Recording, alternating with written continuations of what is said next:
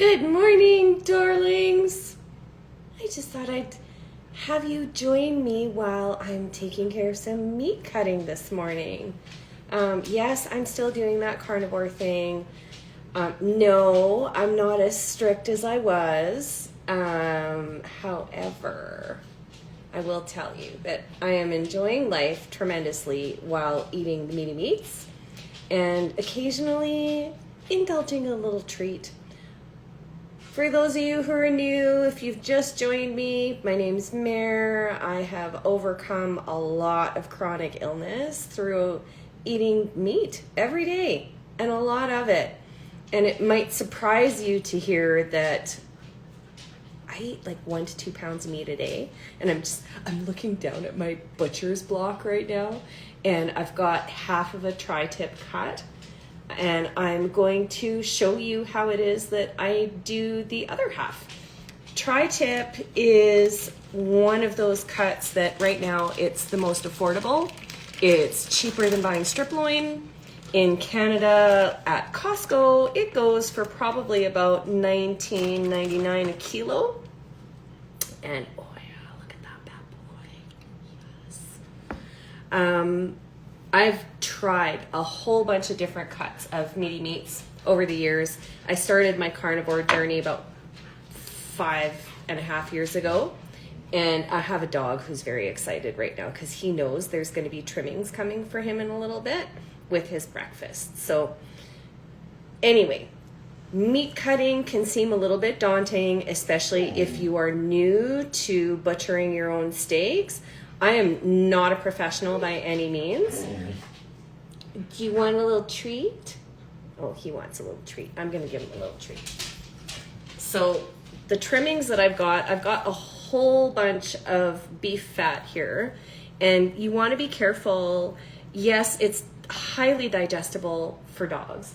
However, you do need to make sure that you don't give them too much fat. Sorry, turning my back to the camera. I'm giving him some really nice pieces. So I've got steak bites going in the back there that I'm marinating. So you just want to make sure that you don't give them too much fat, because that's like the gas pedal for their bowels. And it's the same for you as a human. If you're starting to eat a lot of meat and you're changing over to either a keto or a carnivore way of eating, it's important to note that if you're not eating enough fat, that is what's going to make your bowels sluggish. And no, you don't need fiber. That's kind of, I don't know, it's a fallacy, especially for people who have any kind of digestive issues. I had a surgeon who did my first colonoscopy when I was getting diagnosed with irritable bowel. He said to me, salad is not your friend. It's not going to help you. And the best thing to do is, if you are going to have any vegetables, make sure that they are lightly processed in some way. So either steamed or lightly boiled or grilled, or do something to it to start helping to break it down. For those of you on a raw food diet, if that's working for you, that is awesome. I am so happy. I wish. But I know what happens. The more raw fruit and veg that I eat, the worse I feel, and it creates extreme amounts of pain in my body. So fast forward 5.5 years down the road of carnivore with some experiments. And what I mean by experiments is checking my tolerances, having different factors involved in my digestion, different supplements, and seeing what was going to work best for me. So I ultimately came back to eating predominantly meat because I feel the best when I'm doing that. So anyway, tri-tip, you may not be familiar with this cut. I'm just going to take some of I tend to trim mine quite aggressively, especially if I'm having guests or I'm cooking for other people, just because not everybody is really fond of having huge chunks of fat on their meat. But I do find the fat on tri-tip very tasty. And the difference, I guess, is just where it is on the cow. The fat that you get on some tougher cuts like blade or chuck There you go, buddy. He's going to be chiming in the whole time. Some fat that you get on blade or chuck can sometimes taste a little bit gamey. And remember that if you are getting grass-finished beef, that it is going to taste a little bit gamier than things that are grain-finished. Cows that are grain-finished. So the trick here, and this is why a lot of people stay away from tri-tip, is that you've got the meat running in different directions in this particular section. So this is a sirloin cut, and you can see here there are diagonal sections, but up here the meat is running up and down. So learning how to section it, I watched a YouTube video, seriously. I know a butcher, he doesn't live here, and it's not like I could ask his advice when I was learning how to cut meat. So I just did what most people do these days, and I went to YouTube. So I tend to look at this and I go, okay, where's going to be my best cut for creating steaks? And I've got steaks that are not very big, okay, but they do resemble a steak. When I first started doing this, it was a bit atrocious. I ended up with a lot of steak bites just because trying to find a way where I could get something that was not too small. Like I do have some smaller ones here.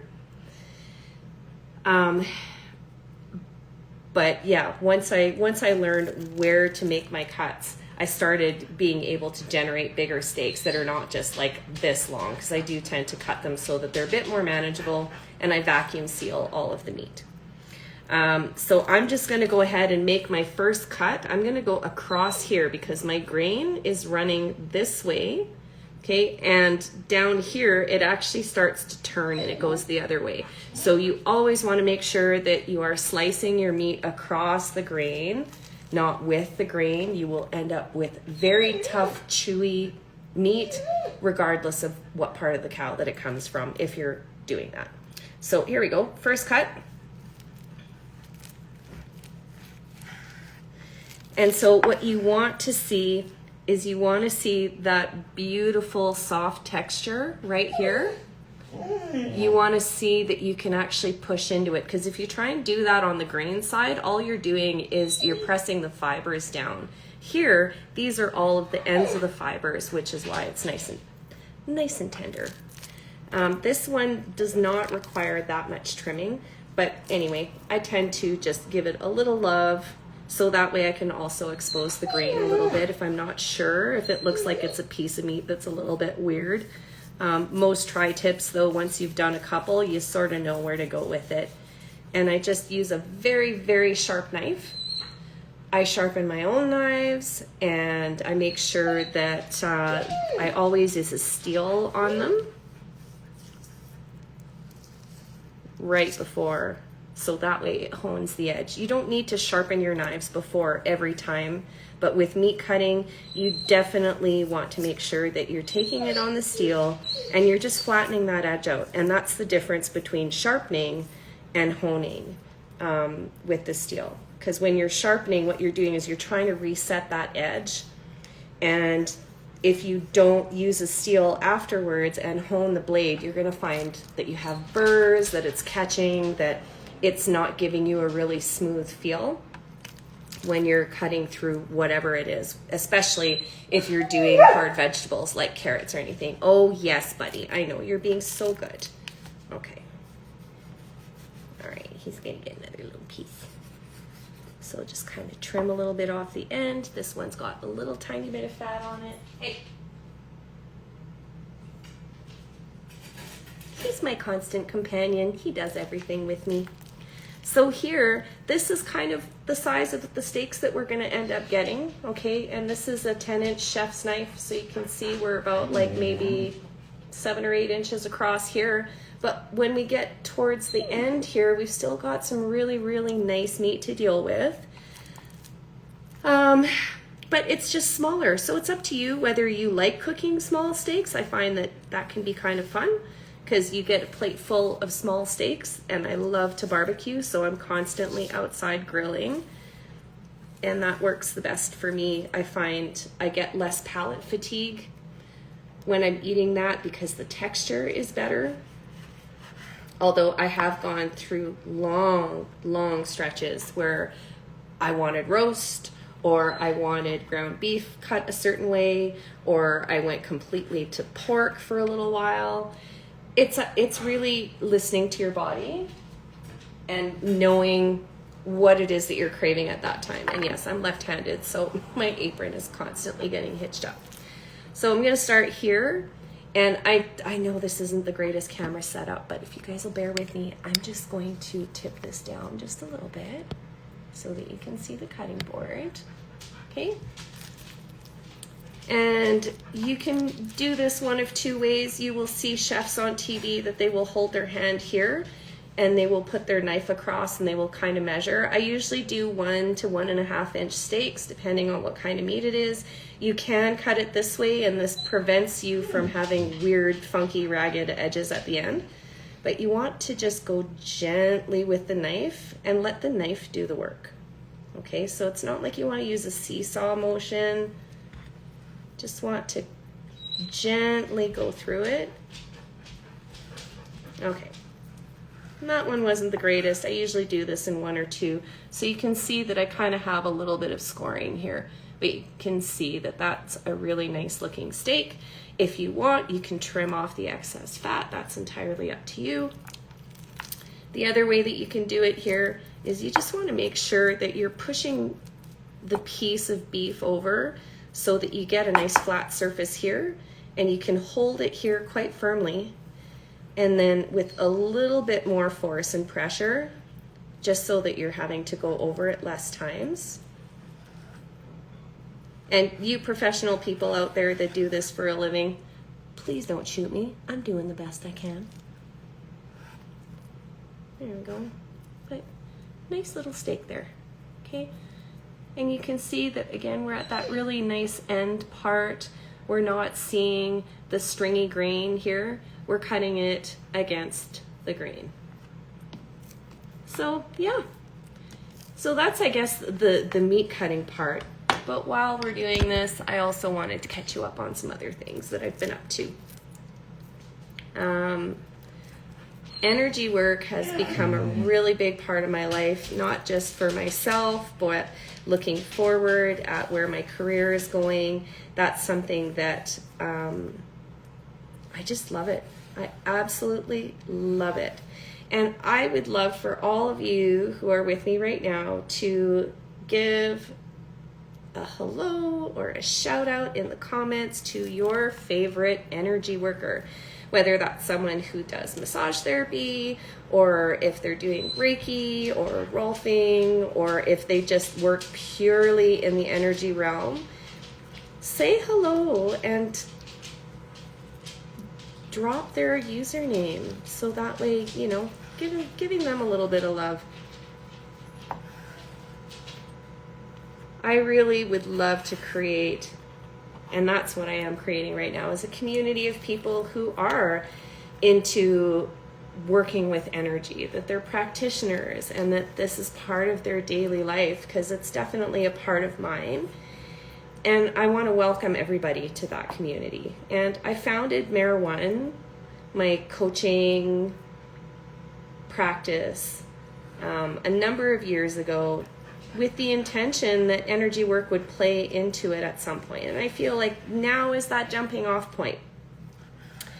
So I would really love to open this up and say that I will give one free energy session, energy healing, energy alignment, to your favorite practitioner if you drop them in the comments. Why am I doing that for energy practitioners only at this point? Well, I'll tell you why. It's kind of like how they say the cobbler's kids have the worst shoes, they don't look after their own stuff. And it's true. When you are busy focusing on your clients and other people that are coming to you for things, you're not always diving into your own practice for yourself and to restore yourself. So I just want to give some people some love, lift people up a little bit, give them an opportunity to have some healing or have some alignment restored in areas where they feel like they're either stagnating or stuck, or if it's their career and they're looking to level up their business, whatever that might be. Entrepreneurs are my heart and soul. I love them, the way that they think, anything is possible, and that they just want to be unstoppable in serving others. So if you've got someone who is serving you and that you really admire the work that they're doing, those are the kinds of people I want to get to know, so that then I can offer them that free session. No strings attached. It's not like you get one session and I want to enroll you in 5. I just want to be of service while I have some time to do this, because right now is a very good time in my life to be doing this. I don't have heaps of external commitments outside of the things that I am working on behind the scenes, and it would just be fabulous to start creating that. These sessions are virtual. They are not necessarily in person. Hey, if you live in Calgary and you want to get together, awesome, let's do it. If you live in some other part of the world, I'm okay with that too. Let's just do it. Look at this. Oh, he's getting really good stuff. Yes. So let's have today be the theme of being of service and caring for those who care for us. Okay, if you've got nurse practitioners that are into the woo-woo, that they really love energy work and that they recommend it, those people, I absolutely love nurse practitioners. I think they're wonderful. People who are engaged in alternative modalities, whether they are herbalists or if they're on a holistic approach, yeah, those people are my people too. So let's help build this community. Let's get it going. And, it's a really good way to say thank you, because then you're kind of gifting them something, because they give you a lot of themselves when you go for a treatment or if you're having a session with them. So, yeah, here we go. We're now on to the bigger section here. I'm going to trim up just a little bit more of that fat, just a little bit. And this also prevents having like massive flares on the grill too.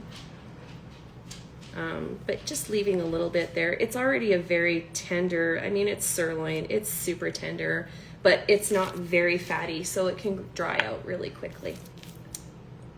Yeah. So tell me, what is your favorite modality? What kind of energy work do you like having done on yourself? I'm always curious, because recently, I've always been a fan of massage therapy, acupuncture, acupressure. Chiropractic has saved my sanity more than once. Bunch of years ago, I ended up being involved in 3 collisions where I got rear-ended. None of them were my fault. 3 times in 4 years. And I already had back issues at that point.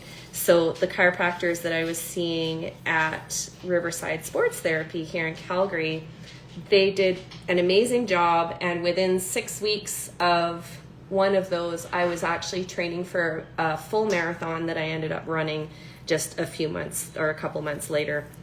I guess it would have been 16 weeks because I had modified my training. I pared it down from 18 weeks by the time I was getting to the end of treatment.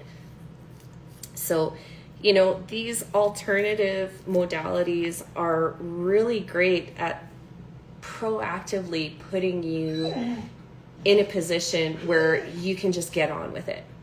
Isn't that what we want?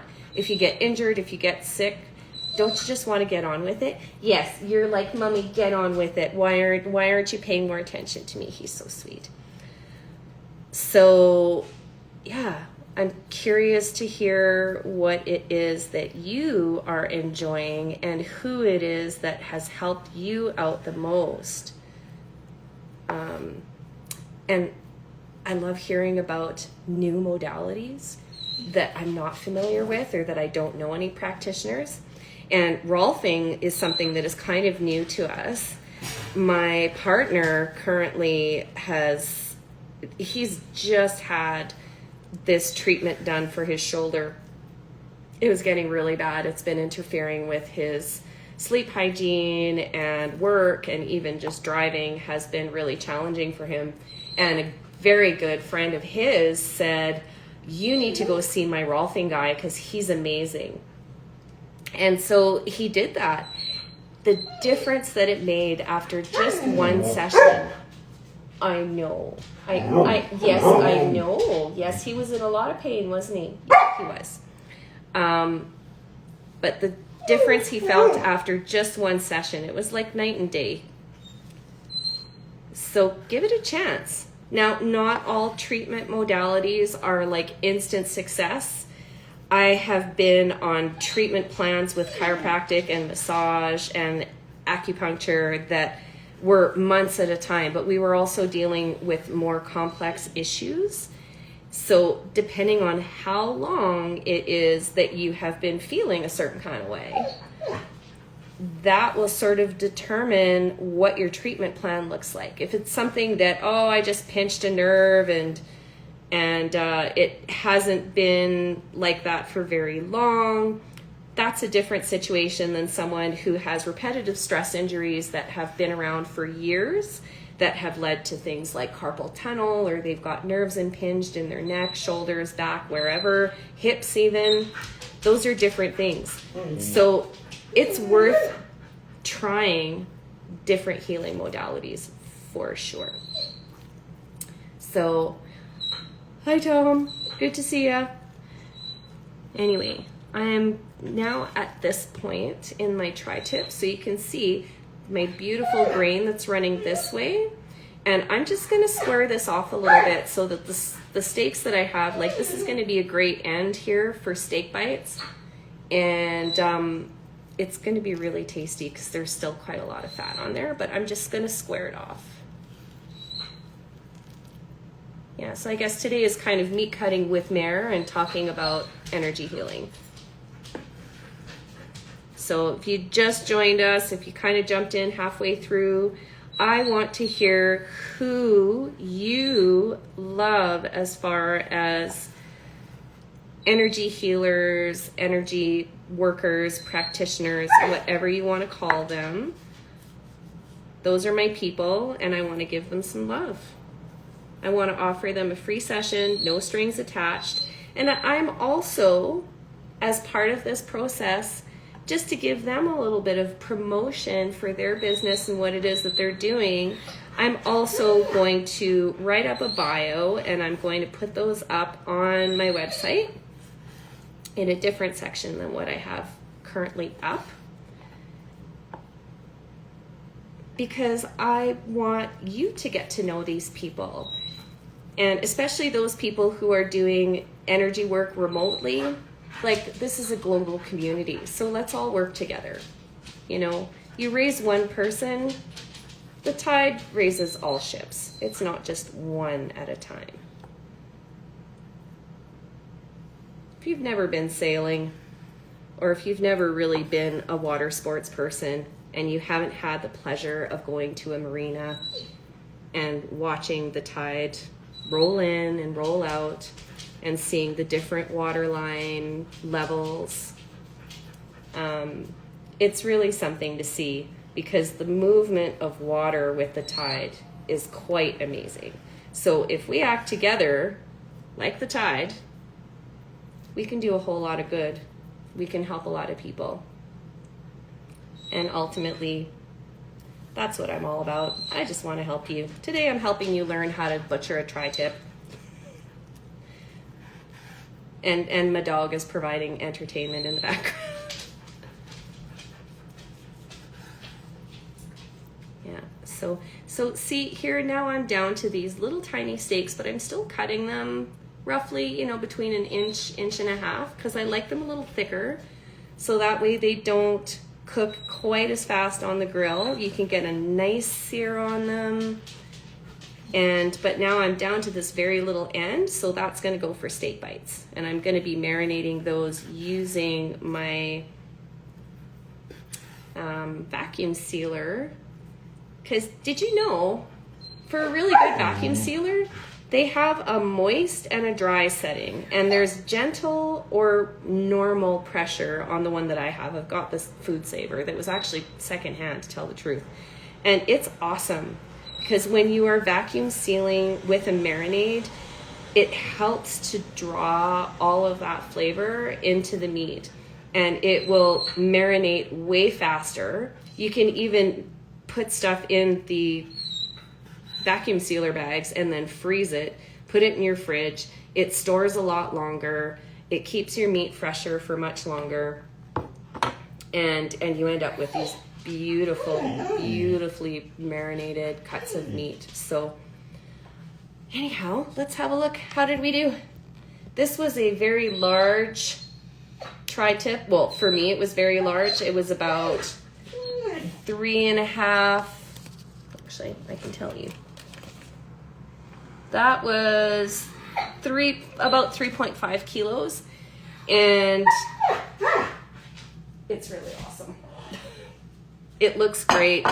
The bigger the cut, the bigger the steaks you're going to be able to get. But don't be afraid of small steaks. You just eat multiple. Like, I fill a plate. Whatever fits on that plate, usually between 1 to 2 pounds of meat. That's what I end up going with. That's what I end up grilling. And yeah, I need to cut some more steak bites. So with your steak bites too, I'm going to take this little guy right here. Okay, he's kind of weird shaped.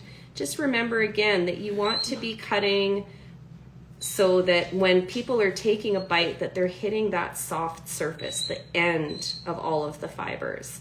So be mindful, and bite-sized chunks. Unless you're going to be giving people a knife and fork, it's a great idea to make sure they are tiny bite-sized chunks like this. I'm going to be cooking these on bamboo skewers. I found that meat on a stick on the grill is kind of the easiest way to do it. It's less mess. I don't have to worry about cleaning all of the cleanup on my stove when I'm cooking in cast iron. Yeah, and he's I know, you're looking at me like it's your breakfast time, and it kind of is. So we're going to get you your breakfast. Yeah, they don't have to be perfectly uniform. I don't know. I'm not being a perfectionist here because they're steak bites. They look weird anyway. And I'm not a restaurant. I'm doing this for me and for the people that I love. So there you go. That is my story of butchering a tri-tip. Maui says, thank you for tuning in. He says, Mom, feed me my breakfast. I need it right now because it smells really good in here and it's not fair. So aloha, everyone. Have a great day. Drop any questions. And please, again, nominate someone that you really appreciate the energy services that they do so that I can turn around and show them some love on your behalf. Okay? Have a great day.